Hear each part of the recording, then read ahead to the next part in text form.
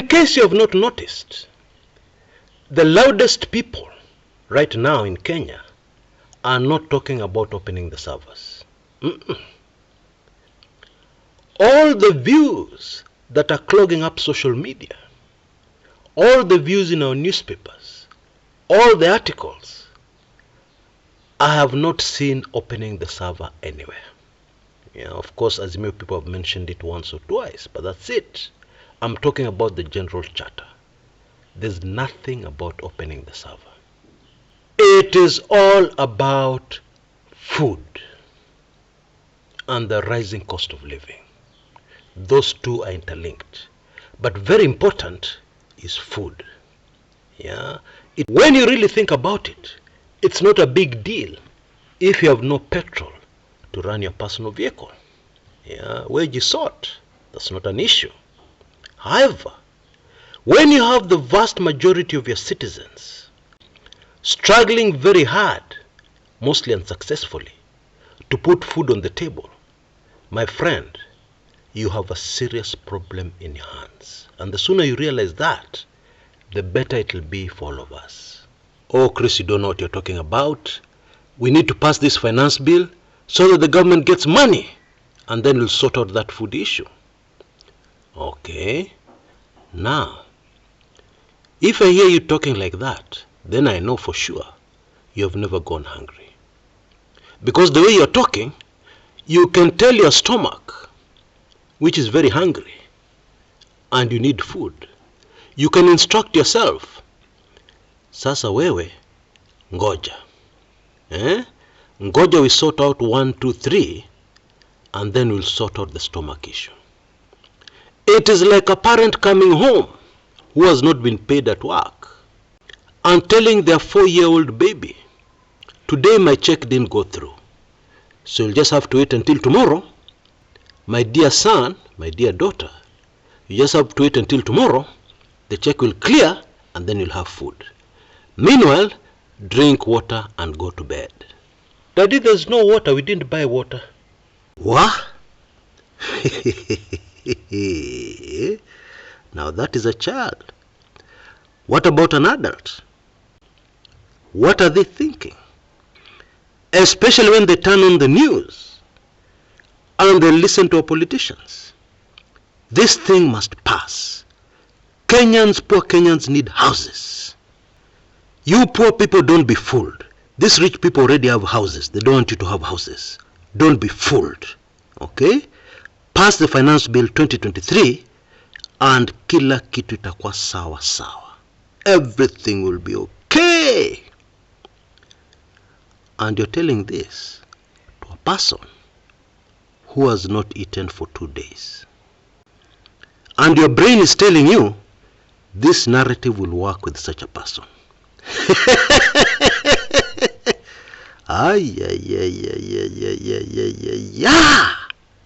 Ole wewe.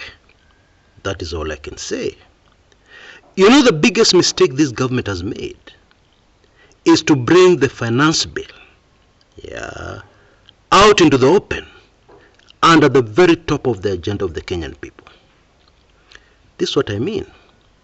You know, this is not the first finance bill Kenya's had. We have had a finance bill every year since independence. Every year.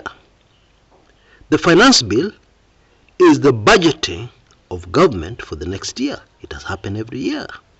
But many Kenyans have even ignored it. They're not interested. They don't know what it is. They don't know what this animal is. And therefore it has passed quietly. Deals have been made in parliament and it has passed quietly. But now some bright Kenyan somewhere has decided that we're going to do everything in our power to attract attention to this bill.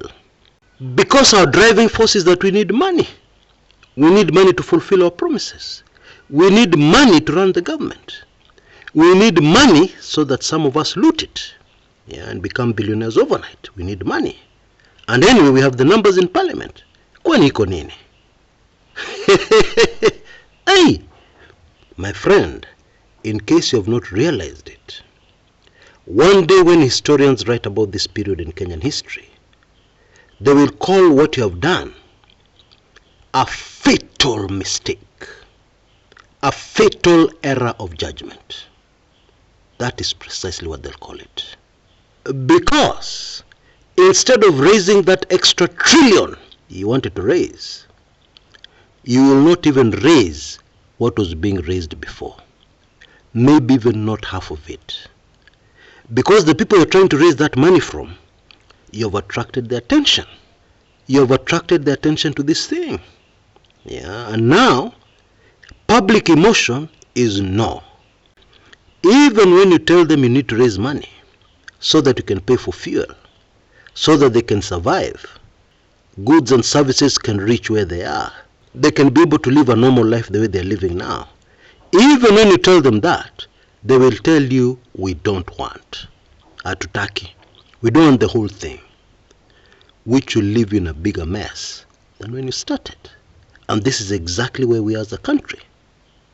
Who told you that there can be public participation, public debate over something when the emotions of the people have been raised to the level they have been raised today? Who told you? Where did you learn that? Which school did you go to? Please rush back and ask for a refund, because there's something very wrong with your thinking. That's the truth. A simple truth is that you cannot lead people, even your house. Yeah, as the head of the house, the father. You cannot lead people if you ignore human nature, if you don't want to understand human nature. Let me give you a quick story. There was a politician, an ex-soldier, called General Jackson Mulinge, who had a brilliant track record of development. Even when he was in the military, he organized tarmac roads, he organized development. And when he was first elected into parliament, he hit the ground running. He produced real results. With military discipline, the discipline he had learned from the military, he got things done very quickly, within 5 years. And then something happened that upset the emotions of the people. And when he was out there campaigning, speaking to the people, he told them, look at this tarmac road right here. It is me who organized it. I brought this to you, as you all know. The response of the people in the Kamba language, Osa. That means, take that tarmac road. Take it. We don't want it. Take it, put it in your briefcase, and go. We don't want it. Leave us with those roads with potholes, those roads that cannot be passed. Especially when it rains, we want those ones. We don't want your tarmac road. Then the general told the people, look at that health center I brought. It has saved so many lives. Before you had to walk for kilometers, you had to go very far for medical attention. Women who were expectant died on the way. People who were sick from malaria, simple malaria, died on the way. That health center saved lives. It is me who brought it. The response of the people, Osa. What the people are saying is we would rather die.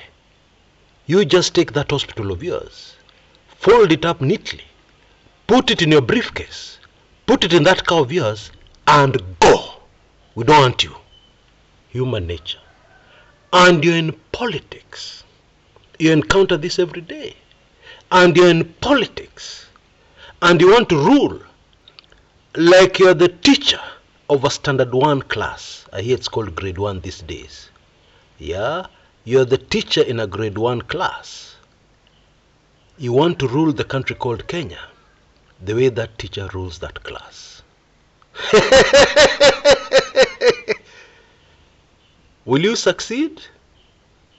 Folks, tell me. Will these guys succeed? Are they succeeding? Are they going anywhere? Or are the people of Kenya telling them and their promises, Osa? Actually, it's much, much worse in this situation. Because as Raila Odinga has told us, never before has a government taxed the people so heavily, made taxes so high, introduced new taxes, taken money away from the people's pockets, based on nothing but fake promises, fairy tales. That's what Raila said. And indeed it is fairy tales. What has this government done? And what about the individuals in this government? Those leading this government? What have they achieved in the past? You show me. Because if somebody cannot produce anything as a member of parliament, if somebody can produce nothing, if somebody can spend his whole tenure as a deputy president fighting his boss, if the member of parliament for Kikuyu, the member of parliament for Garissa town, etc., etc., can do nothing for the people except talk. Now when you put those people in government, do you expect they'll do anything for you? So in my opinion, Raila Odinga is right. It is all based on fairy tales. Alice in Wonderland, Snow White and the Seven Dwarfs. Fairy tales.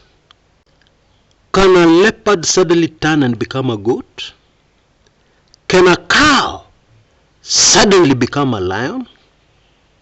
Is that possible? Bottom line, my friends, prepare yourselves for the mother of all demonstrations. And at the same time, be very careful for what you wish for, because the consequences may not be what you expect. Now don't get me wrong, I'm not against demonstrations. I'm not against Kenyans fighting for their rights. I'm not against any of that. But let us prepare ourselves for the consequences. It is not what we think. But guess what? There is no other way. When tyranny comes and sits on you, there is no other way. Sadly, hakuna njia ingine. People have to stand up and say no. There's no other way. Now very quickly before I go, part of that preparation is understanding what you need to do when there's no economy to speak of. Because the truth is, history tells us, when things are chaotic, there are very many opportunities for people to change their lives. So that when the chaos are over, there's a new order of things. Those ones who did not have, those who are small, become the big people. Yeah, and it's all about preparing and understanding the situation, understanding the chaos, and how you can thrive in those chaos. And this is why I'll continue to highly recommend my detailed documentary on this issue. It will help you even if you're a very experienced businessman. It will help you if you're a rookie. You don't understand what business is. You're operating on fairy tales that you've read in books. Yeah, because business is tough. It's not an easy thing. It will help all of us. Why? Because it analyzes the coming chaos and shows you where the loopholes are going to be to make a killing. Instead of complaining, locking yourself up in your bedroom and crying because you can no longer afford the school fees of your children, your dear children, you can no longer afford house rent. Don't do that. Instead, take a deep breath, understand what is going on, and leap and take advantage of the opportunities. In 2019, I was led into producing a set of videos on how to prosper in a dead economy, such as the one we're facing now.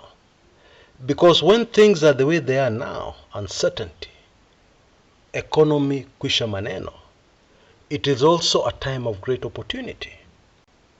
Now, when I produced those videos, there was very little response from members of this channel.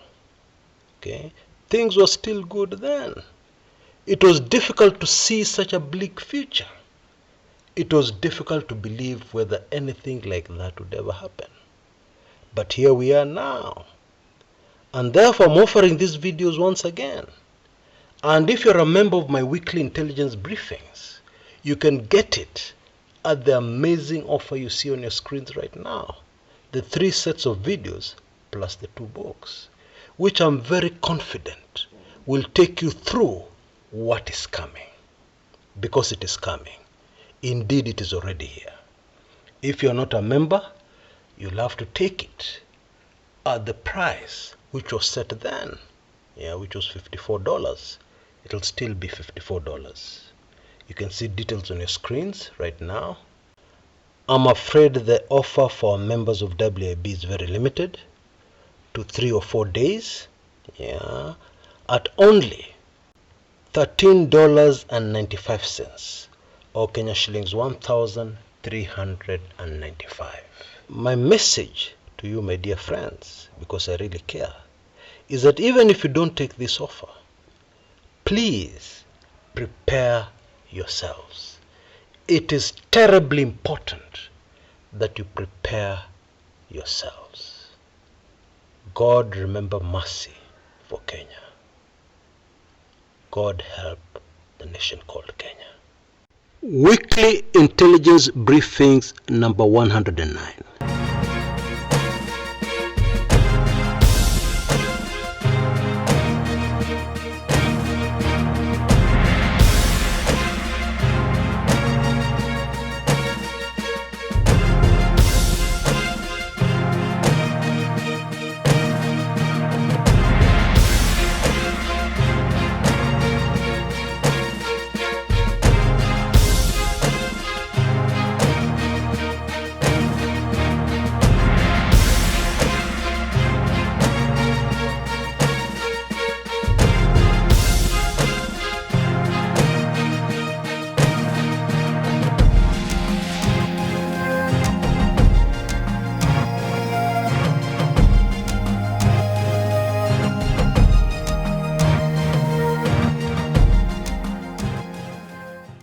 Until next time, this is Kshs Kumekucha.